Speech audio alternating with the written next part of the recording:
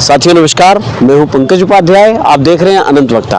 आज बात करेंगे अभिषेक सिंह जी से बुराड़ी विधानसभा में। इन दिनों दिल्ली विधानसभा चुनाव 2025 का आगाज एक तरीके से हो ही गया है, बस घोषणा नहीं हुई।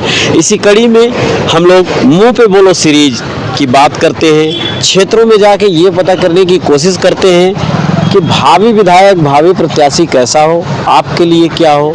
आप जहां आम आदमी पार्टी सत्ता में बने रहने की कवायद कर रही है, भारतीय जनता पार्टी सत्ता में वापस आना चाहती है, कांग्रेस जहां बिल्कुल दबी पड़ी है वो उठने की कोशिश कर रही है। इसी बीच में कुछ ऐसे लोग हैं जो इन तीनों पार्टियों को नहीं मानते। उसमें से हैं अभिषेक सिंह। उनसे जानने की कोशिश करेंगे कि वो आखिर निर्दलीय प्रत्याशी के तौर पे या अपने सिस्टम में आके चुनाव क्यों लड़ना चाहते हैं। अभिषेक जी, स्वागत है कार्यक्रम में। धन्यवाद। निर्दलीय प्रत्याशी के तौर पे ही आपने शुरुआत कर दिया एक तरीके से, ठीक है। और इन तीनों पार्टियों को नहीं मानते। क्यों क्षुब्ध हैं, क्या दिक्कत है आपको? ये तीनों पार्टियां करीब 20-25 साल से लगातार राजनीति कर रही हैं। आम आदमी पार्टी, जैसे आप तो जान ही रहे हैं उनका, वो लगातार कहते हैं मैं विकास करूंगा, विकास करूंगा, लेकिन ये विकास छोड़ विनाश की राजनीति करते हैं।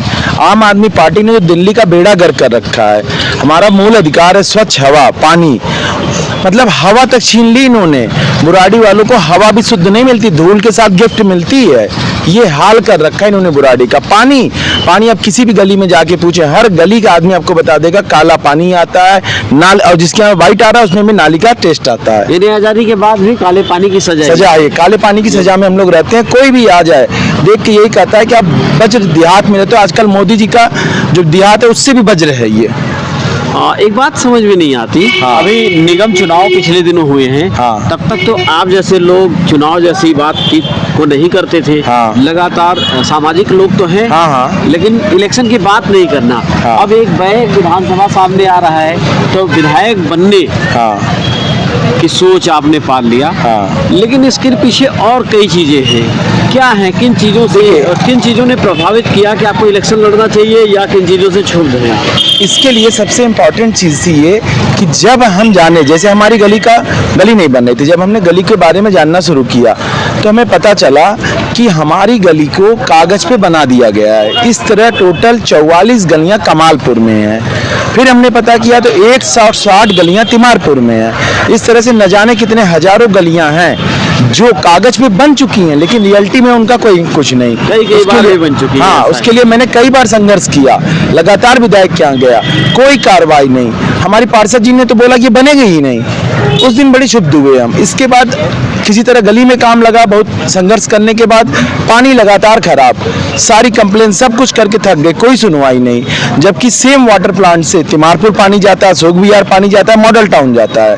मॉडल टाउन अशोक विहार 24 घंटे पानी जाता है, साफ पानी, लेकिन तिमारपुर में सुबह शाम वो भी साफ पानी, खाली बुराड़ी में काला पानी। क्यों? तो बुराड़ी के जनता के साथ विधायक क्यों ऐसा करेंगे? तो वो क्यों विधायक जाने, वो जाने। मैं उनके काम से संतुष्ट नहीं हूँ, मैं उनसे बेहतर हूँ और मैं उस काम को बेहतर तरीके से कर सकता हूँ, करने की कोशिश करूंगा। आप लोग का सहयोग रहेगा, जरूर करके दिखाऊंगा भी। क्या क्या करेंगे, क्या प्राथमिकता? देखिए, हमारी जो सबसे बड़ी प्राथमिकता है साफ स्वच्छ पानी 24 घंटे, सबसे इम्पोर्टेंट। दूसरी चीज हमारी है यहाँ पे बुराड़ी क्षेत्र में महिलाओं के लिए लघु उद्योग लगाना, सबसे इम्पोर्टेंट। दूसरा, सामुदायिक भवन बनाना।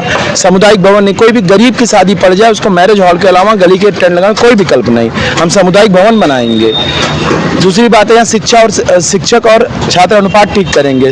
और सबसे अध्यापकों के लिए सबसे अच्छी न्यूज है कि मैं आप लोग के सर्विस पीरियड में 100 दिन का मेडिकल अवकाश दिलवाऊंगा। उसके लिए संघर्ष करूंगा, क्योंकि आज तक नहीं है। अध्यापक दिन रात जिस शिक्षा की नींव पे आम आदमी पार्टी बनी है, शिक्षकों के बाद अपना बीमार हो जाए उनके पास अवकाश तक नहीं है।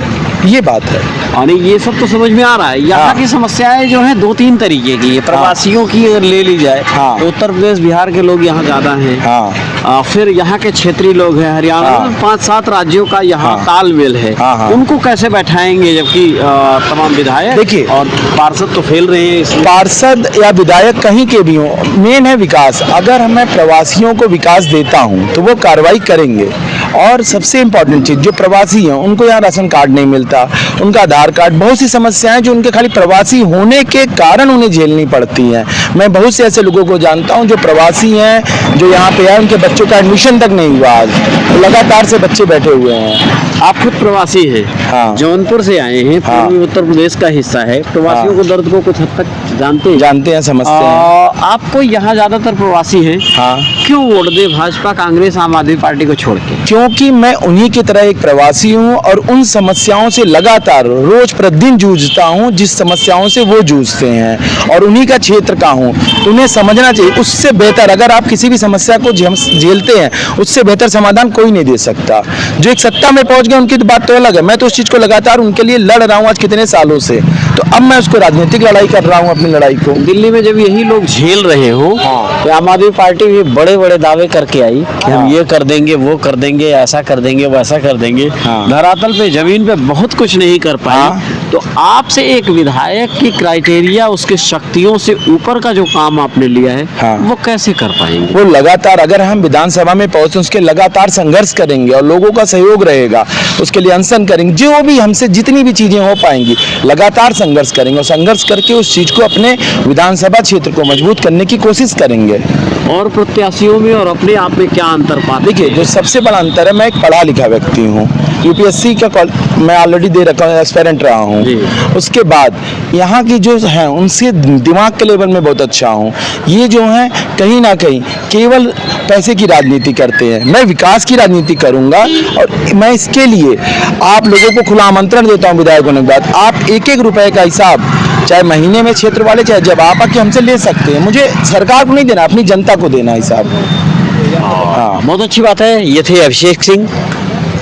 हर क्षेत्र में जाके वहाँ की समस्याओं को देखना, वहाँ के प्रत्याशियों को बात करना, उनकी क्या प्रायोरिटी है इस पे बात करना, यही सारा कुछ आपको विधानसभा वार आंकड़ों के साथ देने की कोशिश दूंगा। दिल्ली विधानसभा स्पेशल एपिसोड के लिए बने रहिए।